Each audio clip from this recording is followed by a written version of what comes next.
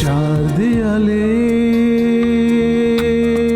মাঝখানে আজ একা আমি থাকি।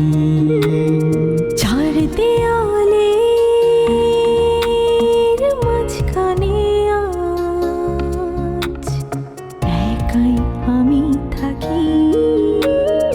জীবনে স্মৃতিগুলো চোখের জলে লিখি। জীবনে স্মৃতিগুলো চোখের জলে লিখি। নিঃসঙ্গ জীবন আমার আড়ালে ঢাকি। নিঃসঙ্গ জীবন আমার আড়ালে ঢাকি। মনের স্মৃতিতে এখন আলপনা কি। মনের স্মৃতিতে এখন আলপনা কি। মনের স্মৃতিতে এখন আলপনা কি। মনের স্মৃতিতে এখন আলপনা কি। মানুষের জীবনে অতীত থাকে, থাকতেই পারে, তাই নিয়ে এত কথা বলবে? দেখো, অতীত তোমার জীবনেও ছিল। এর মধ্যে আমাকে টানছো কেন? এত কান্নাকাটির কি আছে? হ্যাঁ, এত কান্নাকাটির কি আছে? কান্নাকাটি করে পরিস্থিতি নর্মাল করো না। তোমার অভিনয় আমি সব বুঝি। এত বড় শাস্তি আমাকে দিও না বাবা, এত বড় শাস্তি আমি নিতে পারবো না। বাবা, আমিও আপনাকে ভালোবাসি। আপনার অবস্থান আমাদের সবার মাথার উপরে।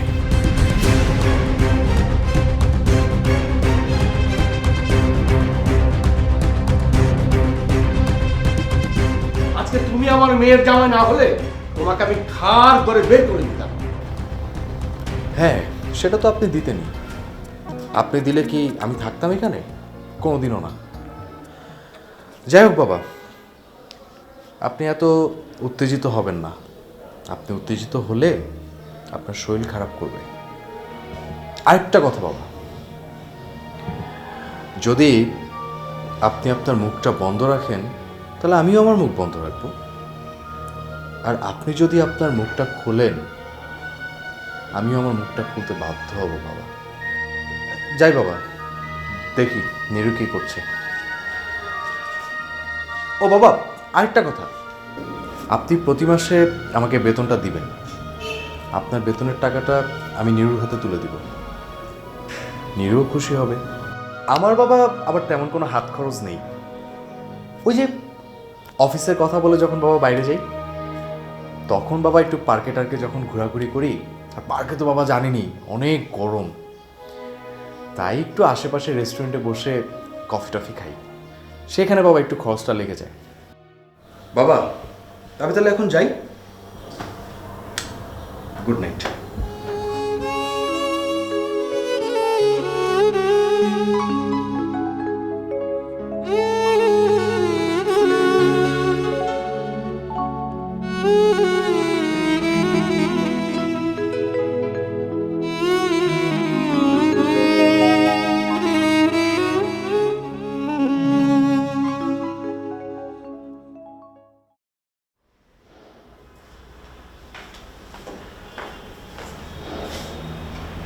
মা,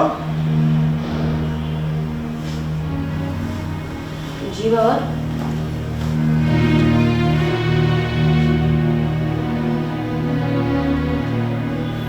কামল হত্যার সাক্ষী তোমার সামনে চলে এসছে, তখন প্রমাণ করো। বাবা, কারো মিথ্যে সাজানো নাটক কখনো সত্য প্রমাণ করে না। তোমার তো প্রমাণ চাই। আমি কামলকে খুন করেছি, তো প্রমাণ করো। চারপাশে যেভাবে জাল ছড়িয়ে রেখেছেন তাতে এটা কিছুতেই প্রমাণ করা সম্ভব না। তোমার উদ্ধত আচরণ ক্ষমার অযোগ্য। তবু আমি তোমাকে কিচ্ছু বলবো না, কারণ তুমি নিজেই তোমার কথার জালে আটকে গেলে। মা, এবার তো তোমাকে যেতেই হবে। কোথায় যাব আমি? এরই মধ্যে ভুলে গেলে? কথা ছিল আমাকে খুনি প্রমাণ করতে না পারলে তোমাকে এ বাড়ি ছেড়ে চলে যেতে হবে, এবং সেটা খুব নীরবে। যদি না যাই? তাহলে কথার বর খেলাফ হবে, আর তুমি নিশ্চয়ই সেটা করবে না। আর যদি করেও থাকো তাহলেও তোমাকে যেতে হবে, এবং সেটা নিশ্চয়ই তোমার জন্য খুব সুখকর হবে। বাবা, আপনি আসলে কি চাচ্ছেন বলুন তো? আমি চাই এই চৌধুরী পরিবারকে তোমার অত্যাচার থেকে রক্ষা করতে, এবং সেটাই আমার একমাত্র চাওয়া। তার মানে আপনি বলতে চাচ্ছেন আমি অত্যাচার করি? এই বাড়ির প্রত্যেকটা মানুষ তোমার আচরণে বিরক্ত, তোমার অত্যাচারে অতিষ্ঠ। এটা মিথ্যে কথা। সবাই না, কেউ কেউ হতে পারে, আর সেটা আমার কারণে নয়, যার যার দৃষ্টিভঙ্গির কারণে। দোষটা শুধু আমার পরে। আসামি কখনোই তাকে আসামি ভাবে না, এমনকি খুনের আসামিও তাকে নিরপরাধী ভাবে, তার পক্ষে যুক্তিদার করা। কিন্তু যতই যুক্তিদার করাক না কেন, সে খুনি। তার মানে আপনি বলতে চাচ্ছেন আমি নিজেকে সেভ করার জন্য আত্মপক্ষ সমর্থনে যুক্তি দিচ্ছি? অবশ্যই, এবং তুমি যেটা করবে সেটা আমি খুব ভালো করেই জানবো। তোমাকে বাড়ি ছেড়ে যেতেই হবে, আর যদি না যাও তাহলে মৃণাল খুনের অপরাধে তোমাকে জেলে যেতে হবে। আমি মৃণালকে তো খুন করিনি। কিন্তু মৃণাল খুনের সমস্ত এভিডেন্স তোমার বিপক্ষে। কিসের এভিডেন্স? ওখানে তো আমি একা যাইনি, আপনিও গিয়েছিলেন। তুমি যে খুন করেছো তার স্বীকারোক্তি আমার কাছে আছে। মৃণালের বন্ধু বিজয় তোমার বিরুদ্ধে সাক্ষী দেবে। তুমি যে মৃণালের সঙ্গে দেখা করতে যেতে তার সমস্ত কিছু ওই বিজয় জানে। আর তুমি যে ওই দিন মৃণালের বাড়িতে গিয়েছো তার প্রমাণও তুমি ওখানে রেখে এসছো। কিসের প্রমাণ? প্রত্যেকটা খুনি তার খুনের কিছু না কিছু প্রমাণ সেখানে রেখেই যায়, সেইভাবে তুমিও রেখে এসছো। আর সেই এভিডেন্স পুলিশের হাতে পড়লে তুমি ফেঁসে যাবে সীমানা। কি ফেলে এসেছি আমি? মনে করে দেখো কি পরে গিয়েছিলে, আর সঙ্গে কি নিয়ে গিয়েছিলে, আর ফেরার সময় যে সব কিছু সঙ্গে করে নিয়ে এসছো, তাহলেই বুঝতে পারবে। আমি কিছুই ফেলে আসিনি। এতটা কনফিডেন্ট হয়ে না বৌমা, এটা আত্মপক্ষ সমর্থনের সময় নয়। তুচ্ছতাচ্ছিল্যের ব্যাপার না, প্রমাণের সময়। পুলিশ যদি ভালো করে তদন্ত করে না, ওই জিনিস ঠিক তাদের হাতে পৌঁছে যাবে, তখন আর নিজেকে বাঁচাতে পারবে না। এই সব কিছু আপনার চালাকি, আমাকে মানসিকভাবে দুর্বল করে দেওয়ার কৌশল। তোমার যা খুশি তাই তুমি ভাবতে পারো, আমাকে বলতে পারো, তাতে আমার কিচ্ছু যায় আসে না। এখন সিদ্ধান্ত নেওয়ার দায়িত্ব তোমার। তুমি কি করবে? বাড়ি ছেড়ে চলে যাবে, নাকি খুনের অপরাধে পুলিশের কাছে ধরা পড়বে? জয় ইউস।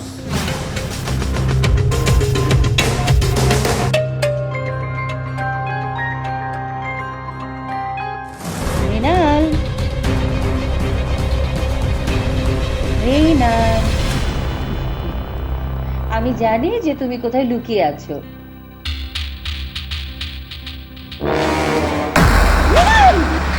মৃণাল,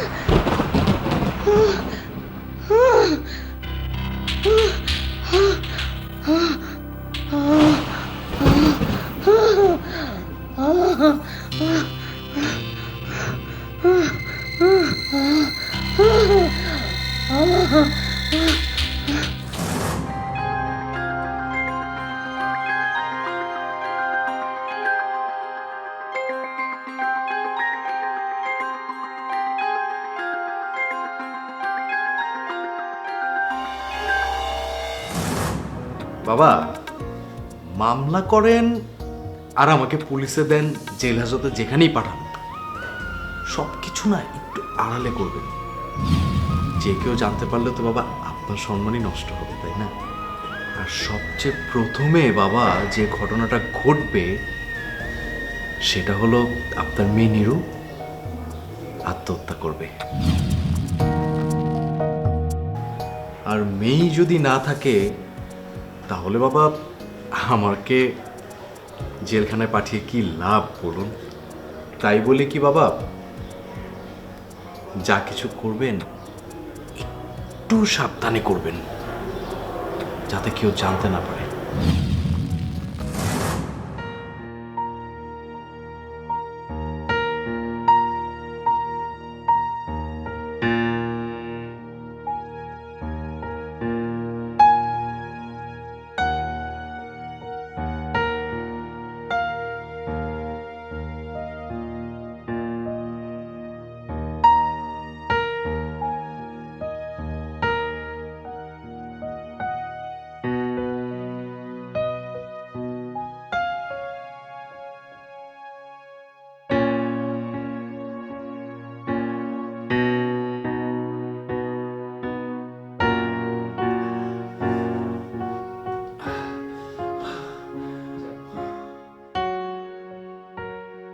নিরু বাবা, শুনছো? কি ব্যাপার? তোমার কি হয়েছে? হ্যাঁ, বুকে ব্যথা করছে। আল্লাহ! নিরু! রায়হান! এই দেখো তোমার বাবার কি হয়েছে? খুব খারাপ লাগছে। বাবা! বাবা! কি হয়েছে বাবার? জানি না, এরকম করছে কেন? আবার কি হলো? রায়হান, তুমি বাবাকে তাড়াতাড়ি হাসপাতালে নিয়ে যাও, ব্যবস্থা করো। বাবা, আপনার এখন কেমন লাগছে? ডাক্তার কি ডাকবো? নিরু, জামাইকে নিয়ে ঘরে যা। আমার প্রেশারটা একটু বেড়ে গেছিল। আমি বলছি ওরে ঘরে নিয়ে যা, আমি সব ঠিক আছি, যা। কেন বাবা ঘরে যাব? আমার কোনো অসুবিধা হচ্ছে না। আপনার মাথাটা একটু টিপে দিই। নিরু, তোকে আমি কি বললাম?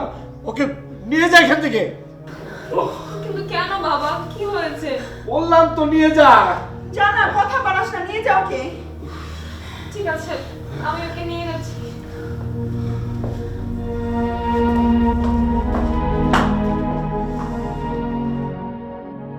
কি ব্যাপার বলেন তো আমাকে? জামাইয়ের সাথে এমন ব্যবহার করলেন কেন? আমি আপনার মতিগতি কিচ্ছুই বুঝছি না। ব্যাপার কি বলেন তো? ব্যাপারটা কিছুই না, আমার শরীরটা একটু খারাপ, তাই নিরুকে বললাম জামাইকে নিয়ে যেতে। নতুন জামাই কি মনে করলো? এভাবে কেউ যেতে বলে? কিছুই মনে করবে না, তুমি চিন্তা করো না। আপনি তো সুস্থ মানুষ ছিলেন, হঠাৎ কি এমন হলো? কি টেনশন করলেন যে বুকে ব্যথা শুরু হয়ে গেল? আমি আসলে আপনার কিচ্ছুই বুঝতে পারছি না। আপনি এমন করছেন কেন? নিরুর মা, তুমি কি আমার কথা শুনতে পাচ্ছ না? তুমি যাবে নাকি আমি এই বাড়ি ছেড়ে চলে যাব? হায় হায়, আপনি ঠিক কি কথা বলেন? আপনি কেন এই বাড়ি ছেড়ে চলে যাবেন? প্রয়োজনে আমি পাশের রুমে যাই, আপনার লাগলে আমাকে ডাকবেন। পানিটা খেয়ে নিন।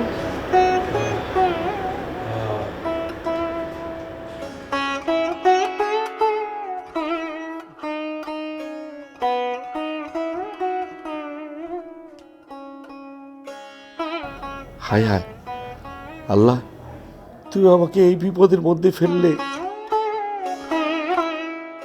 আমি কি পাপ করেছি? আমার মেয়ের সঙ্গে এমন কেন করলে? আল্লাহ, তুমি আমাকে এই বিপদ থেকে মুক্তি দাও। আল্লাহ, তুমি আমাকে ক্ষমা করো, আমাকে ক্ষমা করো।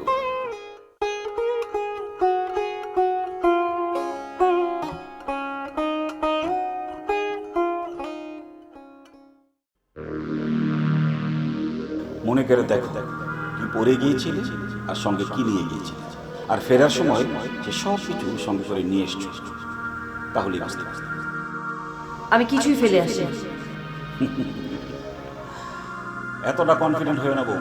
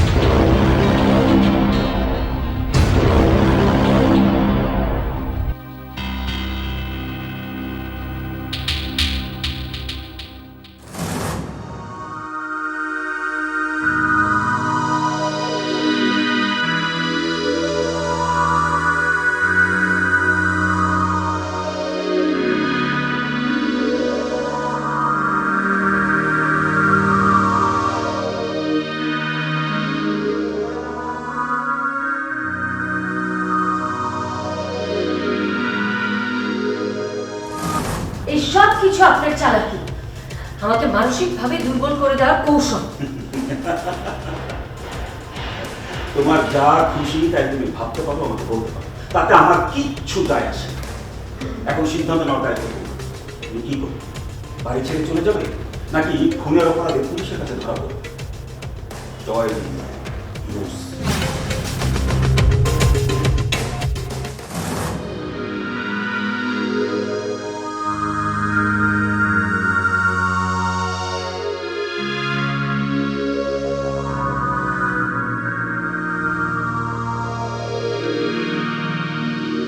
এখন সিদ্ধান্ত নেওয়ার দায়িত্ব তোমার। তুমি কি করবে? বাড়ি ছেড়ে চলে যাবে, নাকি খুনের অপরাধে পুলিশের কাছে ধরা পড়বে? জয় ইউস।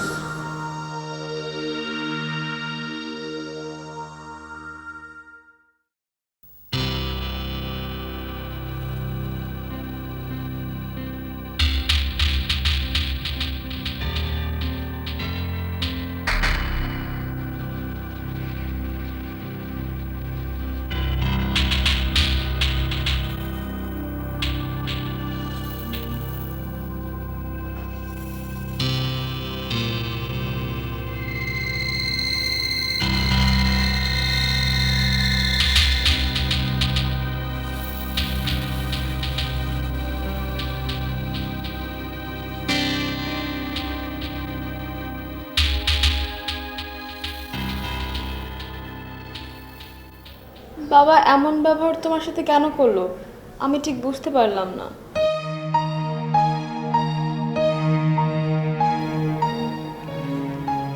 থাক, বাদ দাও, এটা নিয়ে কথা বলে লাভ নেই। মুরব্বী মানুষ, অসুস্থ ছিল। কিন্তু আব্বা তো কখনো এরকম ব্যবহার করে না কারোর সাথে, তাও আবার তোমার সাথে। এটা কিভাবে সম্ভব? আব্বা কি পাগল হয়ে গেল নাকি? আহা, এত চিন্তা করছো কেন? আমি বাবার কাছে যাচ্ছি, দেখবে সব ঠিক হয়ে গেছে। না, তুমি এখন অবশ্যই যাবে না আব্বার সাথে দেখা করতে।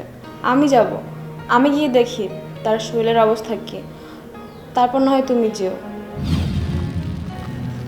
আর আমি না আসা পর্যন্ত তুমি কোথাও যাবে না, এখানেই বসে থাকবে। নীরু,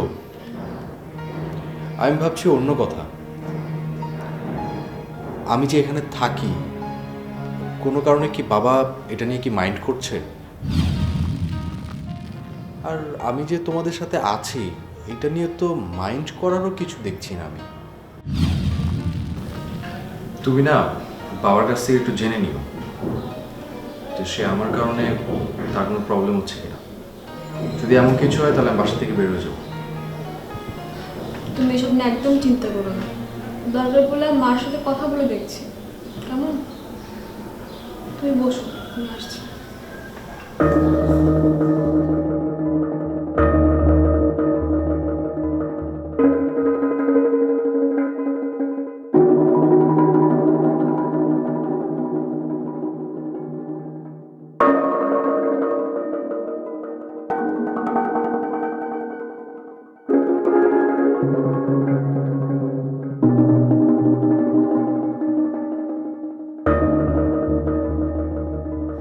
বৌমা, কোথায় যাচ্ছ? কেন, সেই কৈফিয়ত কি আমার আপনাকে দিতে হবে?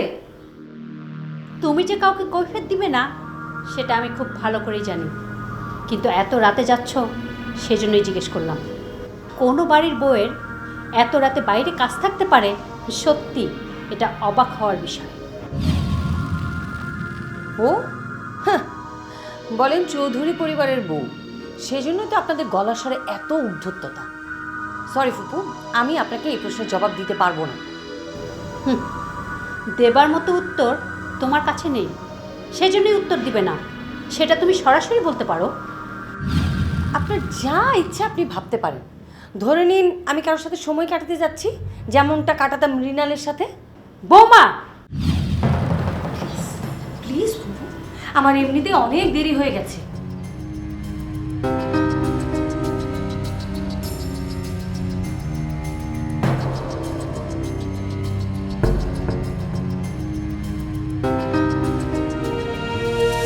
চার দেয়ালে আমি যা করছি সব ভেবে চিন্তেই করছি। সীমানা নিজের দোষেই এ বাড়িতে থাকার অধিকার হারিয়েছে, আমার কিচ্ছু করার নেই। তোমার এই মাইন্ড গেম খেলা বন্ধ করো ভাইজান, না হলে এই চক্রে তুমি একদিন পড়বে। তুমি তুমি কি চাও পরিষ্কার করে বলো, তোমার উদ্দেশ্যটা কি? আমি চাই আপনি প্রতি মাসে আমাকে বেতনটা দিয়ে দিবেন। এই ব্যাপারটা কেউ জানলেও না, সবাই ভালো থাকলো। তুমি যে মৃণালের বাড়িতে গিয়েছিলে সেই খবরটা কিন্তু আমি জানি। হ্যাঁ হ্যাঁ, আমি গিয়েছিলাম। তো তো কি হয়েছে? আপনি এই যে এত সুন্দর বাড়ি, এত টাকা পয়সা, এত কিছু করেছেন, বাবা এটা কিভাবে করলেন আপনি? স্মৃতিতে এখন আলপনা কি